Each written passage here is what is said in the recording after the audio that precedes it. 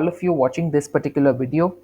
My name is CA Sayani and I'm going to be your faculty for the subject of paper 2, that is business laws at CA foundation level.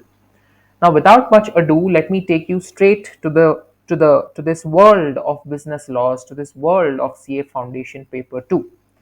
This paper, as you may be aware, has undergone a few changes with the advent of our new scheme. So, as and when the new scheme has come into picture, this paper of business laws, which was earlier a smaller paper of 60 marks, has now become a full 100 marks paper. Let me tell you, and as students, you are maybe aware that business laws, fortunately or unfortunately, happens to be one such paper which a lot of students are very afraid of, are very frightened of. They have a lot of questions in mind as to how to prepare, how to write, how to score, how to study, how to revise, so on and so forth. So this video or this series of videos is simply meant to address and help you fight this particular paper of business laws and in fact make it a strength for you in your examinations. Okay, taking you straight ahead.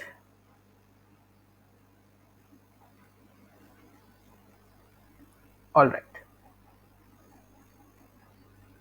Now, as we are aware that this paper under the new syllabus has now become a full 100 marks paper. Now, June 2024 happens to be the first attempt under this particular syllabus. Now, the biggest change that has taken place, like I already mentioned to you, is that under the new syllabus, this paper has now become a full 100 marks written paper. It is a full 100 marks written paper. Whereas the earlier BCR has been removed. So there is no BCR in your syllabus anymore. Earlier we used to have 60 marks law and 40 marks BCR. That is no more the case. No more BCR has been required. This is the overall difference in the syllabus. What are the differences in the topic wise or the chapter wise syllabus? Let's take a look at that. So in the syllabus as such, we have a few changes. Overall, we earlier used to study a few chapters and now some are added, some are deleted. Let's talk about the deletions first because that makes students happy. So there's not much to say in this area, nothing much has been deleted for you. BCR, which was earlier a part of our syllabus, has now been removed, right? It has now been removed.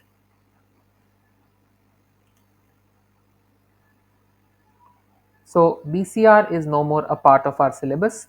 Thereafter, if we look at the other chapters, we used to study the Indian Contract Act that was very much present in our old course, that is very much present in our new course as well. But in the Indian Contract Act, as you can see the small asterisk over here, few additional units, okay, some more work for us. Few additional units have been added in the syllabus.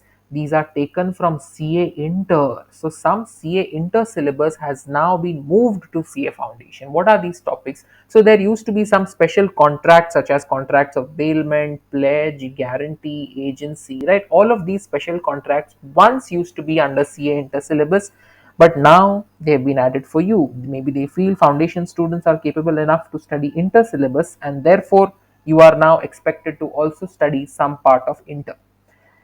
So there is a slight change in the syllabus over here, as we can see. Okay, slight change here. Sale of Goods Act, Indian Partnership Act, LLP Act, Companies Act, there is absolutely no change. As it was under the old course, the same has continued under the new syllabus as well. Thereafter, let's now talk about the additions. So there are these two chapters which were absent in our old course, but they have been added in our new course. So we are talking about the Negotiable Instruments Act, the Negotiable Instruments Act, and the Indian Regulatory Framework. Don't worry, these two chapters are extremely small, very small, and very easy also, right? Nothing to worry. The major cause of concern was over here, wherein there is absolutely no much change. There are just a few additional units which are added in the Indian Contract Act. No other change has taken place. So, what do you understand from this picture? Can I say, or can we look at this particular slide which is there on your screen and conclude by saying that not much has changed, right? The syllabus is more or less what it was in the old course. Just a few changes, to name a few: BCR eliminated, Indian Contract Act, few chapters added, and two small chapters have been added. Other than this, if you see, there is no other change in the syllabus. So, can I say there is very little increase in the syllabus? Very less has been added to the syllabus.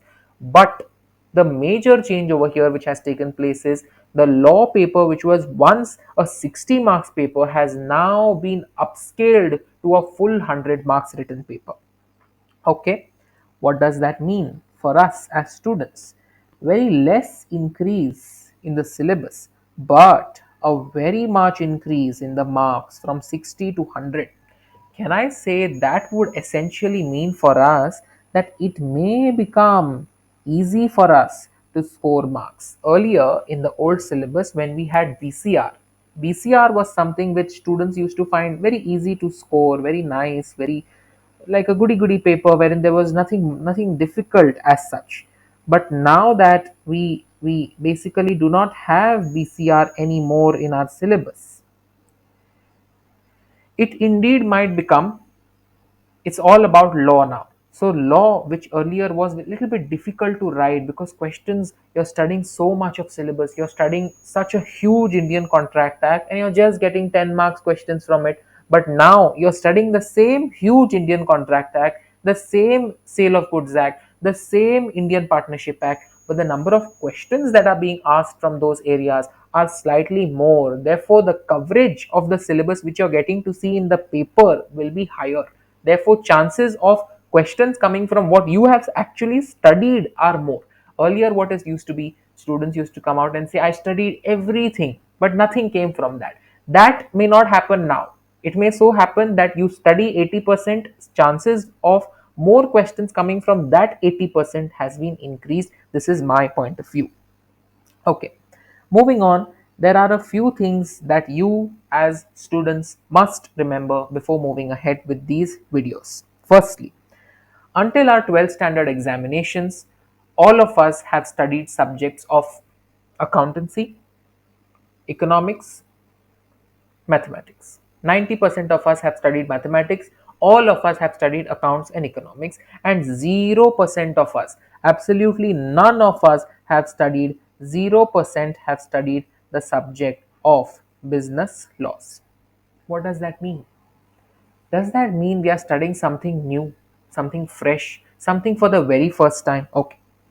Whenever you study something for the very first time, it is obvious that you will require more effort, more time, right? You will require more effort and more time. Clear? Therefore, we need to remember one thing, that we have not studied law so far. We have not studied law. Therefore, we need to give it some more importance. We need to give it more time, more effort, more practice. Now, like I mentioned, law happens to be a full 100 marks written paper. There are no, MCQs or no OMR sheet will be given to you the way it happens for your economics, wherein one question, four options, you get the answer right, you pass, you get the answer wrong, you come back next time. But it's not the case here. For every single mark that you want to earn under this paper of law, you will have to take that pen, put in effort, and start writing. Therefore, writing practice, writing practice, writing practice. How much ever I highlight this, it is less. The more writing practice that you do, the more chances are of you clearing the paper. Just orally, verbally revising, learning, reading, it may be helpful, but until and unless you take that pen and paper and start writing and practicing the answers, trust me, you're not going to be confident in this paper of law.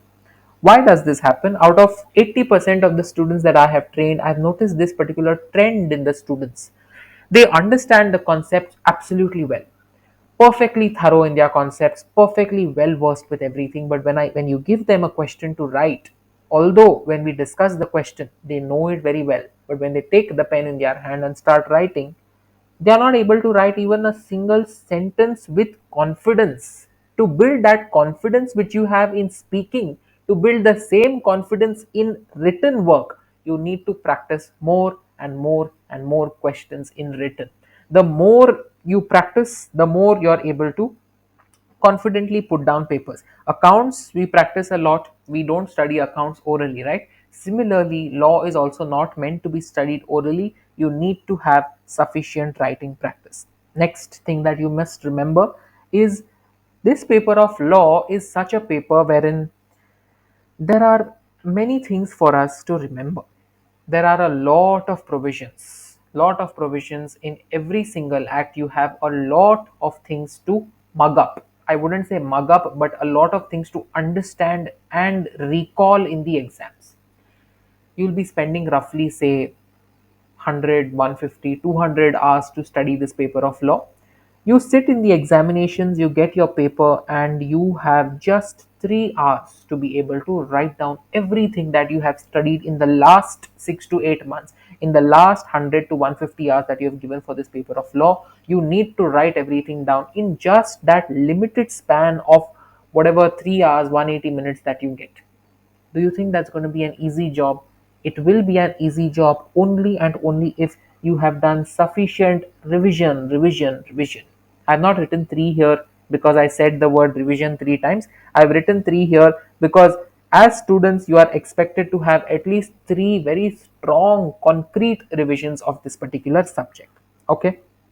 Last thing which I would like to tell you is that these videos which you are watching are not a regular batch. These are not intended to teach you the subject of law. These are intended to revise the subject of law for you. Therefore, please don't come with an expectation that sir is going to teach us everything right from scratch. We have ignored all the classes before. We have not studied, touched the textbook of law at all, and now we are going to become pro champions in the subject of law. That's not how it works. You need to remember this particular. I'll give you a pro tip. When you sit for these videos, you are expected to first read the topic that is being covered. First, read the topic that is being covered on your own. Try to understand everything on your own, and only then come and sit for the classes. Turning the class on your mobile, keeping the textbook on, and flipping the pages, that's not going to help you. That is going to take you absolutely nowhere. It's a waste of time from your side, my side, both, right? So, four things that you must remember. Law is not something which you have studied before, therefore, give it more time. Second, you must revise the subject of law as much as possible, at least thrice. Thirdly, writing practice is the only key to success. And fourthly, before watching any video of this series, ensure that you first revise that topic on your own and then come and watch the video. Alright. Next is, let's try to take a bird's eye view of our law syllabus. Now, if I am asked to kind of summarize this law syllabus for you, I would say that the law syllabus is divided into three parts.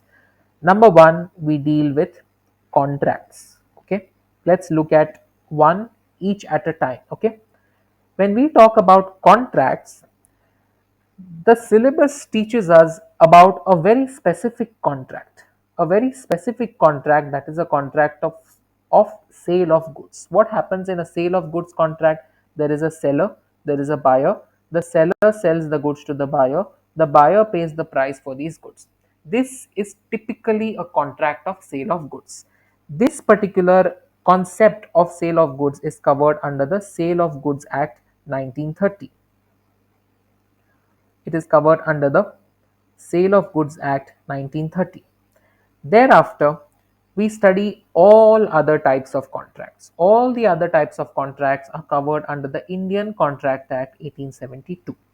Okay, no problem at all. This was all about contracts. You study one specific contract, that is sale of goods, and you study all the other general contracts under one umbrella of the Indian Contract Act. Then we talk about business. This is business. Okay, so in business we talk about the forms of organizations. What are the different types with which you can do business? You can have a proprietary concern, you can have a partnership firm, you can have an LLP, you can have a company, you can have a trust, you can have a society, etc., etc., etc., etc. The list is unending, and more are being added every now and then. We have a sole proprietor, we have a partnership, we can have an LLP, we can have a company, we can have an OPC. If anybody remembers the full form of OPC, kindly comment below. Now, we do not have acts for all of these, but we have acts for a few of them. Number one, partnership is covered under the Indian Partnership Act 1932. LLP is covered under the LLP Act 2008, and these are covered under the Companies Act 2013. So these are three more chapters that we have to study. The residual part of our syllabus is others category. You always have an others, male, female, others. So in others category, we have these others, which are Indian Regulatory Framework and the newly added Negotiable Instruments Act. So if you have been paying attention right from the beginning, you will be able to understand one thing, that this much, what is on this side, is basically our old course, right? The old syllabus. And whatever is on this side is basically the addition which is made in our new syllabus. If you are able to understand this, kudos. Now, if you also notice very carefully, I've written the expected marks. Why was I telling you that there is not much addition in our CA Foundation curriculum? If you look at this, I've written 5 to 10 marks for Indian Regulatory Framework, and I've written 5 to 10 marks for Negotiable Instruments Act. So are you able to understand how small an impact it is if you given the entire scheme of the syllabus? If you look at these, right? If you look at Indian Contract Act, it is 20 to 25 marks. Sale of Goods Act, 15 to 20 marks. Earlier, if I have to tell you frankly, this was earlier just 10 to 15. This was earlier 8 to 10. This was earlier 8 to 10. This was 5 to 10. This was 10 to 12. All of these, if you see, the number of marks that are expected are increased. It is quite evident. How am I telling this? You may ask me, sir, how do you know? Not a single attempt of foundation has happened. How can you give such comments? It is expected to be like this. What else are they going to do? When earlier in 60 marks you used to have this particular marks distribution, for 100 marks, if there is no new chapter added, obviously the same marks distribution will proportionately be increased. That's how it is going to be. All right.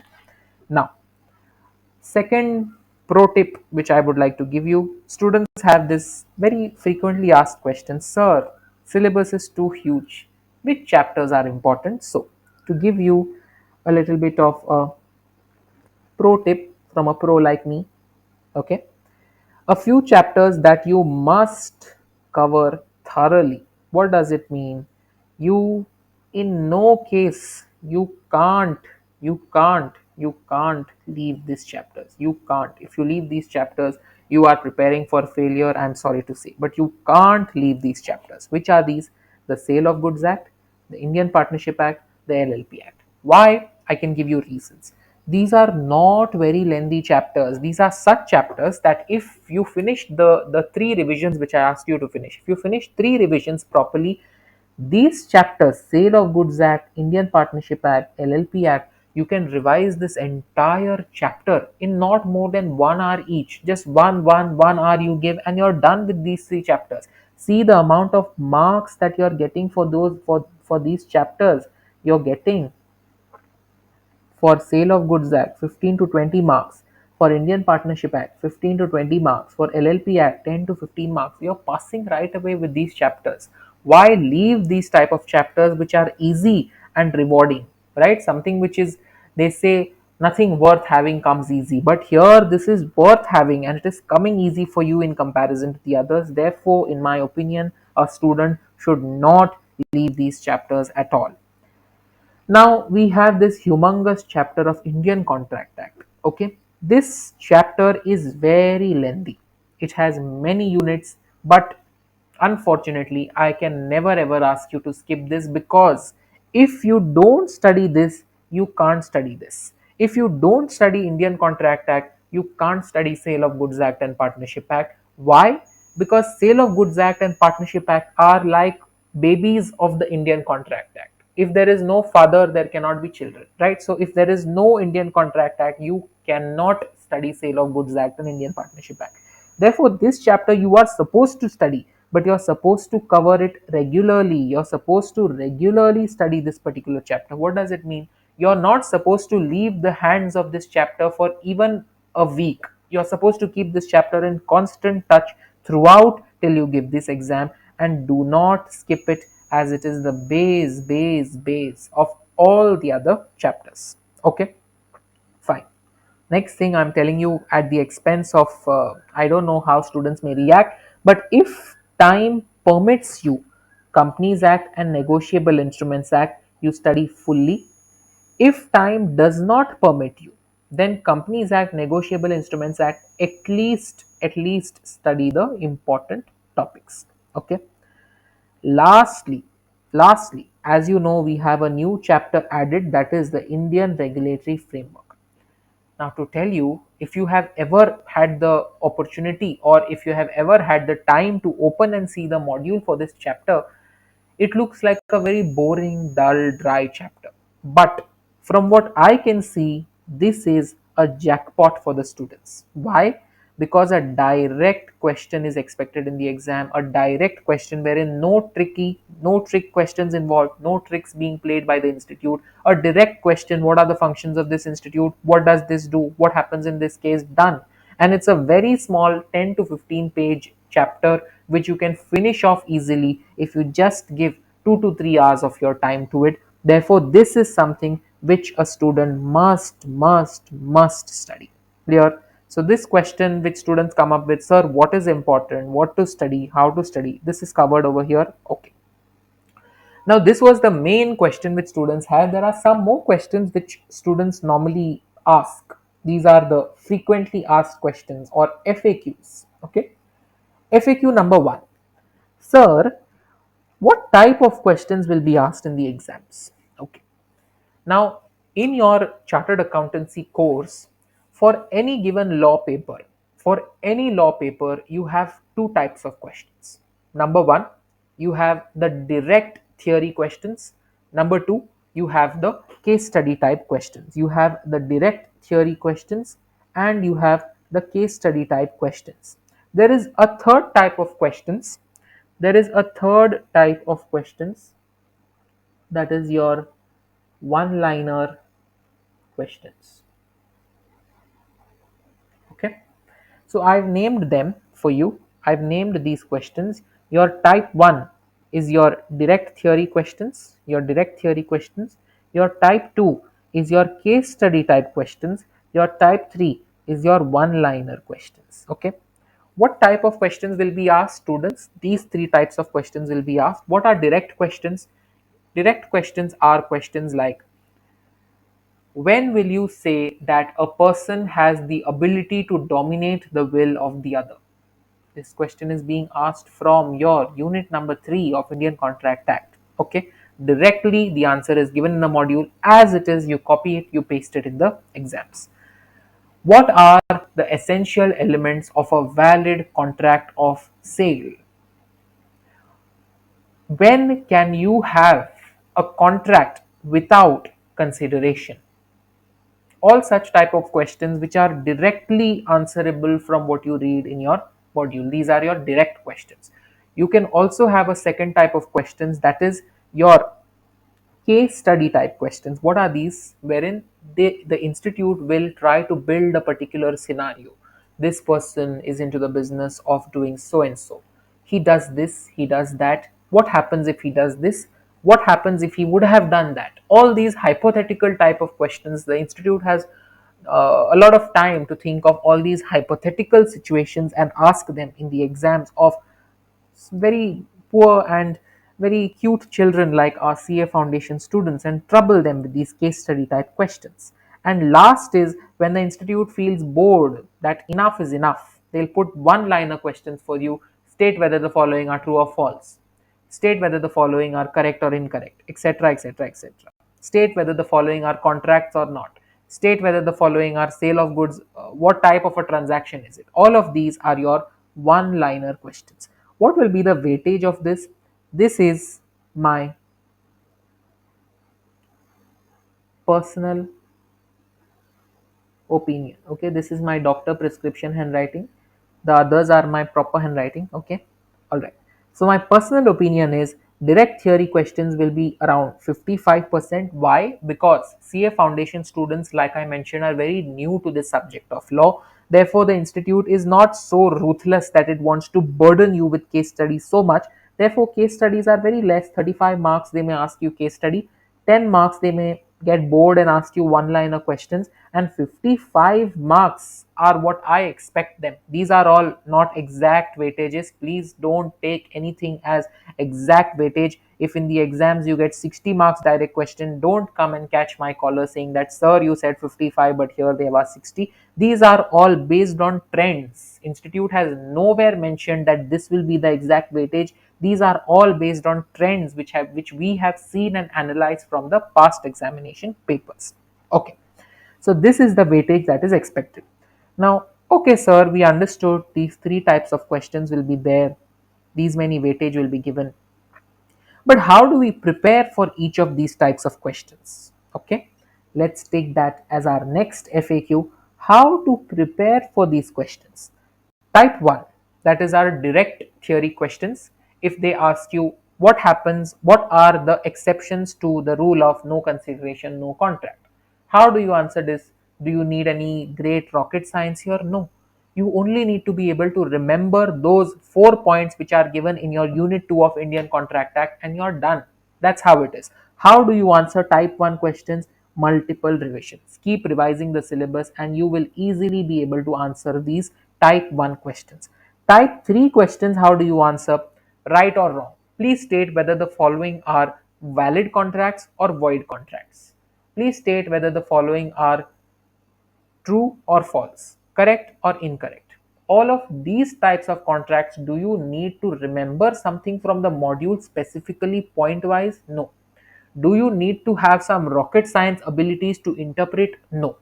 All you need is a proper conceptual clarity. This is what you will get in this revision batch.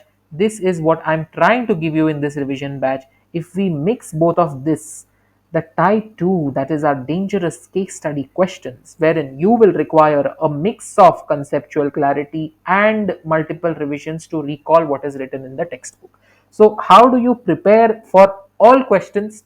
Conceptual clarity, multiple revisions. How do you prepare for only type 1 questions? Keep on revising. Your direct questions will be taken care of. Case study, if you do not have sufficient time to prepare 100%, keep revising the book. You will be able to answer at least some of the case studies. This is how you prepare for each type of question.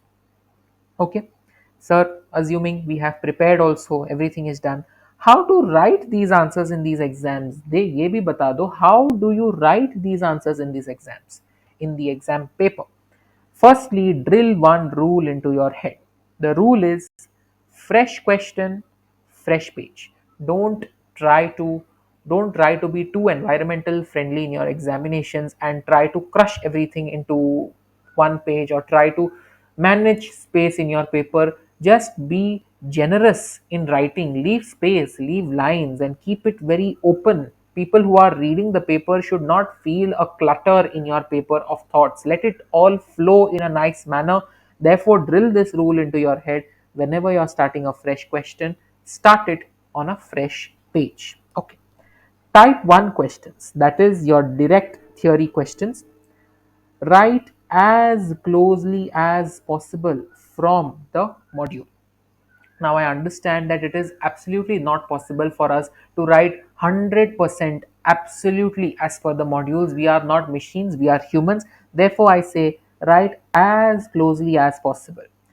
Always remember to underline the keywords. Now if they ask you a direct question, you may not be able to remember everything which is there in the module, but at least what you remember, underline that. Underline those particular points at least. That will give a good impact on your examiner. Type 2, that is our case study type of questions. What do? we always adopt a 3 paragraph format, that is paragraph number 1, provisions of the law, paragraph number 2, facts of the case, paragraph number 3, conclusion. I expect all of you to be aware of this format. For those who don't know this, we will be doing some writing practice at least in this series, and you will get a brief idea of how to go about with these writing practice. Okay. One thing which you must remember when you write case study based answers is that when you write the conclusion in the third paragraph, before writing the conclusion blindly, go back to the question and read the last lines of the question. What is the question asking you? That is of very, very importance. If the question is asking you, comment on the legal viability of this particular thing which this person has done, your answer should be, we feel that the legal viability is good, not good, etc. If the question asks you, is this contract a valid contract? Your answer should be, yes, this contract is a valid contract. Don't go and give some altogether different conclusion from what is being asked in the question. That gives a wrong impression that you have not read the question, not understood it. Okay. So please read the last few lines of the questions and then write on the same grounds or the same lines. The third type 3 questions, which are your one line answers over here, you need to remember that your answer is supposed to be short, crisp like potato chips, and they have to be one line or one sentence answers only. But they cannot be one word answers. If they ask you write correct or incorrect, don't write correct, incorrect, true, false. That's not going to fetch you marks. Please write it is correct because so and so, so and so, so and so. Yes, because so and so, so and so, so and so. Please don't give them one word answers. They do not like to be, you know. Uh, okay, let's not talk about it. One important note for you to be able to write proper answers in the exam, please mention the question number for each of the questions here. If this is your examination paper, if this is your page in the exam, this is where you write right on top, you write the question number so that the examiner sees, the examiner knows what you have written and corrects it immediately. Then start writing your answer. This is what you must know. So these were a few FAQs. In case you have some more FAQs with respect to the paper of law, you are free to ask me in the comment section of this video, and I shall happily answer them. Now, how will this particular course flow? If you see, I've written the serial numbers here. I've written 1, 2, 3, 4, 5, 6, and 7. This is basically the order in which the chapters will be covered, and even you should be covering it in this particular order only. So this is video number 0 of this recap batch of our CA Foundation Law. Second video will ideally start with the Indian Contract Act 1872 with unit number 1. This order of revising should be maintained by you till the last day before you write the examinations. Okay. Now, the medium of instruction of this batch is going to be in English. There is a big reason for that. There is a big reason for that. Before I tell you that, I'll also like to mention that these notes which you see, I'll be providing them to you. A link will be given to you in the description for getting added into a particular group where all these notes which I have made. So if you see, these were our introductory notes.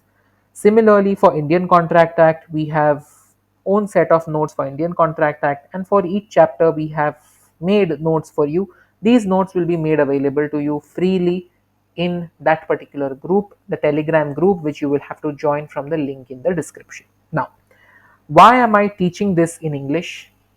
Not because meri Hindi kamzor hai. I have studied in a very good Hindi medium school, sorry, English medium school with Hindi as my second language, but institute wants us to write the answers in English. Most of us are going to be writing the papers in English. Law is a paper wherein your language plays a very, very pivotal role. If you don't know the words, you're not going to get the marks. It's all about what you write, the words that you make use of while writing the paper. Therefore, मेरा ये मानना है कि the best thing that which we can do to prepare for this paper of law is that you start studying in the language in which you have to write the exam. That's the best thing that we can do. However, if need be, if students want me to take up a batch in Hindi, you can of course give me your suggestions in the comments below, and we shall do that for you as well. With that said, I conclude this particular video and hoping to meet you in our lecture 1, which will be our Indian Contract Act 1872. Thank you.